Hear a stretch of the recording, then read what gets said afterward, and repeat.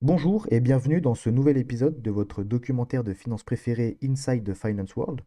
Dans cette série, nous plongeons au cœur de la finance pour vous clarifier et vous présenter ce qui se cache réellement derrière chaque profession. Aujourd'hui, nous sommes pleinement dans la finance de marché. Et c'est pour cette raison que nous accueillons Édouard Davroux, gérant privé au sein de la société Mescart. Bienvenue Édouard, nous tenons à vous remercier pour le temps que vous nous accordez. Est-ce que vous pouvez Merci. vous présenter et présenter également la société dans laquelle vous exercez Mescart?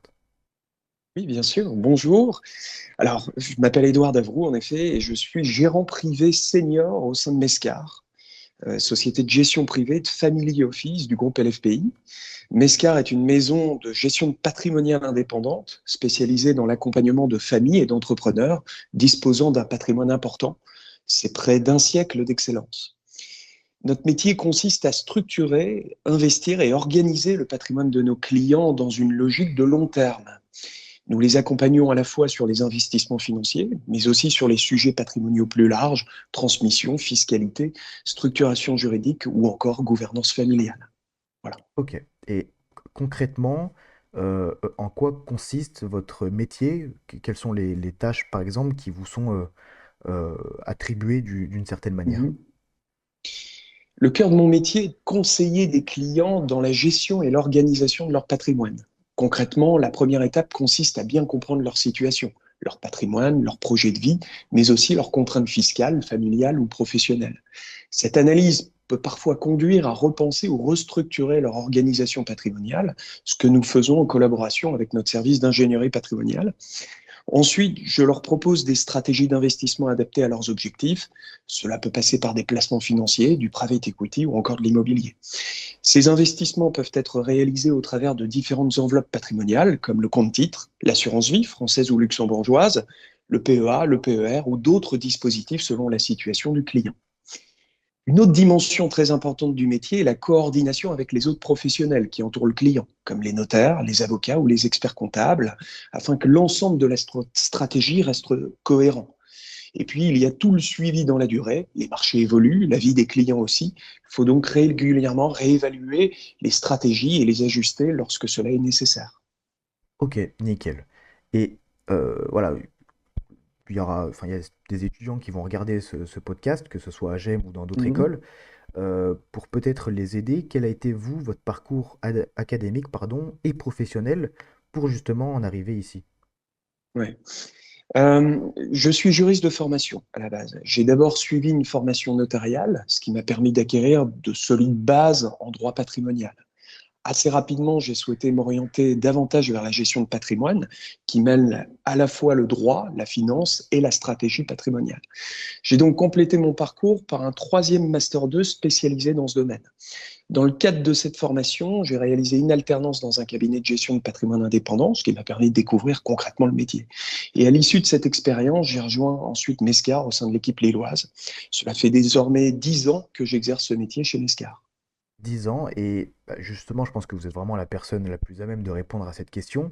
En 10 ans de métier chez Mescar, quels sont les avantages et les inconvénients que vous avez trouvés pour travailler dans ce métier, justement? Ah, l'un des grands avantages de ce métier est la dimension très transversale. On travaille à la fois sur la finance, le droit, la fiscalité ou encore la stratégie patrimoniale.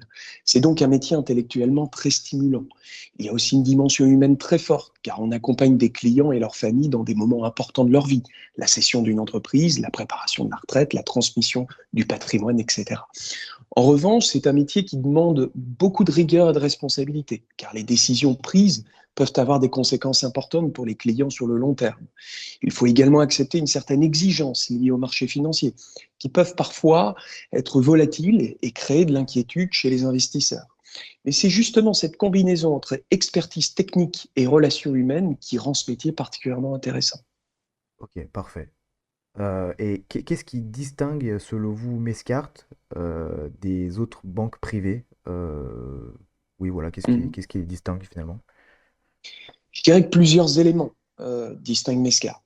D'abord, nous ne sommes pas une banque au sens traditionnel du terme, mais un acteur spécialisé, un pur player de la gestion de patrimoine. Cela signifie que notre métier est entièrement centré sur le conseil patrimonial et l'investissement, sans activité bancaire classique.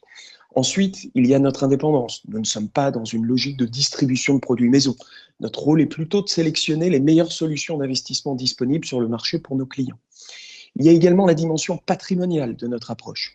Nous ne nous limitons pas à la seule gestion financière. Nous accompagnons les clients de manière globale sur l'ensemble de leurs problématiques patrimoniales. Dans certains cas, notre intervention peut même porter principalement sur l'organisation patrimoniale, au travers de notre service de family office. Nous travaillons alors sur des sujets comme la structuration du patrimoine, la transmission, la gouvernance familiale ou encore la coordination avec les différents conseils du client. Dans ce cadre, nous assurons également une supervision financière du patrimoine, c'est-à-dire un suivi global des actifs du client, y compris lorsque certains investissements sont gérés par d'autres établissements financiers. L'objectif est d'apporter une vision consolidée du patrimoine et de veiller à la cohérence de l'allocation dans son ensemble.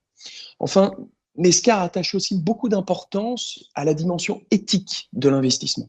Historiquement, la maison s'est engagée dans une démarche d'investissement responsable avec une attention particulière portée aux critères environnementaux, sociaux et de gouvernance. Et bien sûr, nous accordons une grande importance à la relation dans la durée avec nos clients. Nous accompagnons souvent des familles ou des entrepreneurs sur plusieurs années, parfois même sur plusieurs générations. Ok.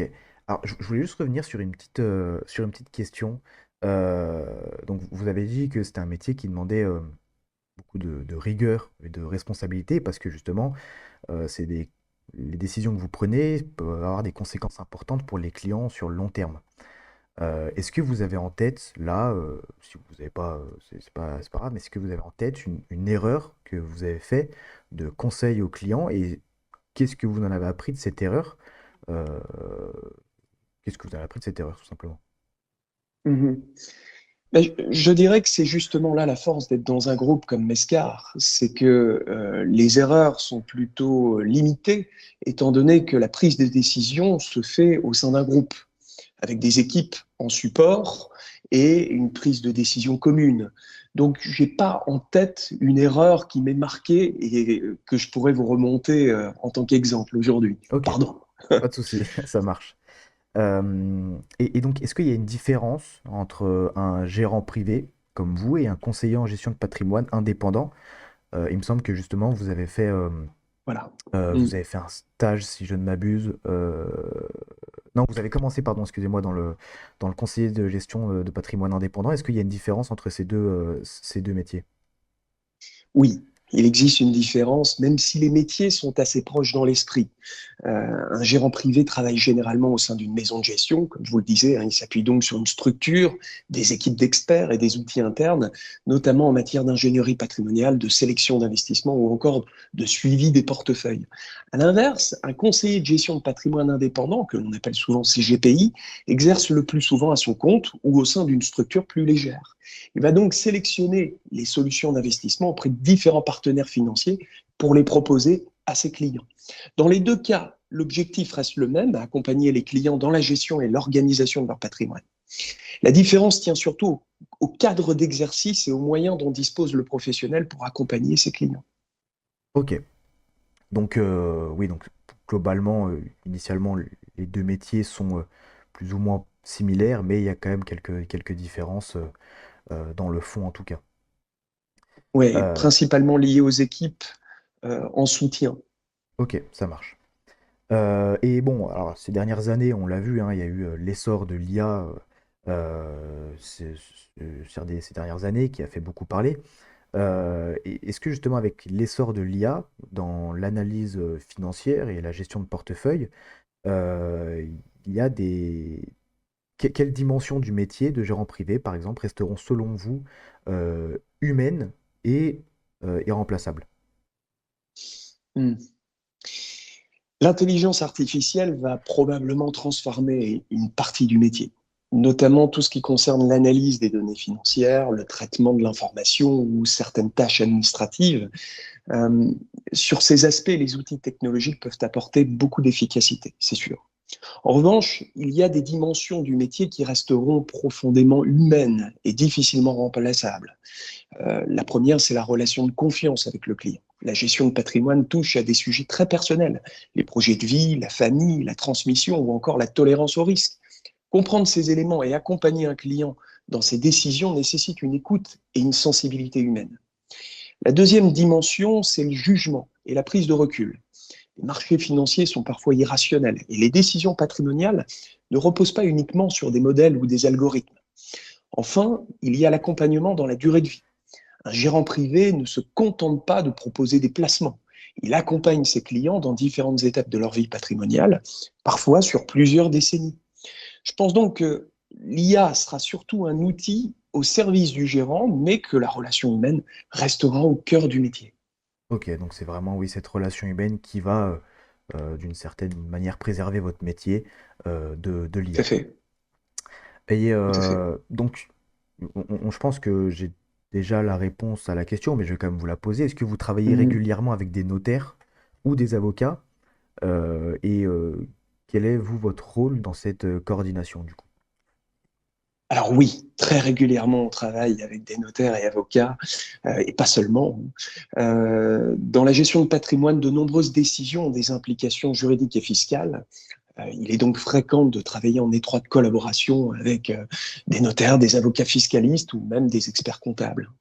Le rôle du gérant privé est souvent de coordonner ces différents professionnels afin de s'assurer que la stratégie patrimoniale du client reste cohérente dans son ensemble. Par exemple, lorsqu'un client envisage une transmission, une donation ou la cession de son entreprise, nous allons d'abord réfléchir avec lui à la stratégie patrimoniale globale, puis travailler avec les conseils juridiques pour mettre en place des solutions, les solutions les plus adaptées. Notre rôle est donc à la fois d'apporter une vision d'ensemble et de veiller à ce que tous les intervenants avancent dans la même direction. Et justement, j'ai une question qui me vient en tête. Est-ce que tous ces notaires, ces avocats, euh, c'est peut-être une question bête, hein, mais est-ce qu'ils sont internes à Mescar ou c'est des externes Ah, ce sont des partenaires externes, bien sûr. D'accord. Parfois même, dans une relation client, le client peut avoir déjà son avocat, hein, expert, et dans ce cas, eh bien, on se coordonne avec lui. Ok, ça marche. Et donc, on a parlé de l'IA, là, j'aimerais parler de la digitalisation. Voilà, ça fait quand même quelques dizaines d'années que toutes les relations, j'ai envie de dire, se digitalisent. Tout se passe maintenant sur Internet, sur les ordinateurs et le téléphone. Est-ce que vous pensez que la digitalisation change profondément la relation client en banque privée, euh, comme chez Mesca? Oui, oui. La digitalisation a clairement fait évoluer la relation client, alors notamment en termes d'efficacité et d'accès à l'information. Aujourd'hui, les clients peuvent consulter leur portefeuille en ligne, suivre l'évolution de leurs investissements en temps réel ou encore signer certains documents à distance. Cela rend la gestion patrimoniale d'ailleurs plus fluide au quotidien, hein. En revanche, je ne pense pas que cela transforme profondément la nature de la relation en banque privée. Les décisions patrimoniales importantes restent des décisions complexes qui nécessitent de la pédagogie, de l'échange et surtout une relation de confiance. La technologie est donc avant tout un outil qui facilite la relation, mais elle ne remplace pas l'accompagnement humain qui reste central dans notre métier. Ok. Et qu'est-ce qui est... donc, voilà, il y a beaucoup d'étudiants qui, comme je l'ai dit, qui vont regarder ce podcast, enfin je l'espère, et qu'est-ce qui est souvent idéalisé bah, justement par les étudiants, mais qui est moins vrai d'une certaine manière dans la réalité du terrain. Ouais, je pense que beaucoup d'étudiants imaginent que le métier consiste surtout à analyser les marchés financiers ou à sélectionner des investissements. En réalité, cette partie existe bien sûr, mais elle ne représente qu'une partie du métier. Une grande part du travail repose en réalité sur la relation client, comprendre les situations personnelles, expliquer des stratégies parfois complexes et accompagner les clients dans leurs décisions. Il y a aussi une dimension importante de suivi et de coordination, comme je vous le disais, hein, avec d'autres professionnels, hein, que j'ai déjà abordé. Et enfin, contrairement à l'image parfois véhiculée, c'est un métier qui demande beaucoup de rigueur, de patience et de pédagogie. Les décisions patrimoniales se construisent souvent dans le temps et il faut savoir accompagner les clients sur le long terme. Et justement, pour ces mêmes étudiants qui souhaiteraient s'orienter vers ce métier de la gestion de patrimoine haut de gamme, quels seraient vos conseils pour les aider justement à s'orienter vers ce métier? Aujourd'hui, je conseillerais à un étudiant d'abord développer une solide culture financière, mais aussi des bases en droit et en fiscalité. La gestion de patrimoine est un métier très transversal qui se situe à la croisée de plusieurs disciplines. Je lui dirais aussi que les compétences relationnelles sont essentielles. Il faut savoir écouter, comprendre les objectifs d'un client et être capable d'expliquer des sujets parfois complexes de manière claire et pédagogique. Enfin, je pense qu'il est important d'être curieux et patient. C'est un métier où l'expérience compte énormément. On apprend beaucoup au fil des années, au contact des clients et des professionnels qui les entourent. Et si je devais résumer en une idée, il faut à la fois aimer la technique et aimer les gens, car la gestion de patrimoine est avant tout un métier de confiance. Voilà. Donc vous prenez vraiment cette polyvalence de l'étudiant sur sur plusieurs points clés comme la finance par exemple. Tout à fait, c'est indispensable, Ok. selon moi. Et bah, je pense que cet épisode touche déjà à sa fin. Nous remercions encore une fois la société Mescar et son entreprise mère LFPI, ainsi que Édouard Davroux pour avoir participé à cet échange pertinent. Merci et Merci beaucoup à vous. merci, à bientôt. À bientôt.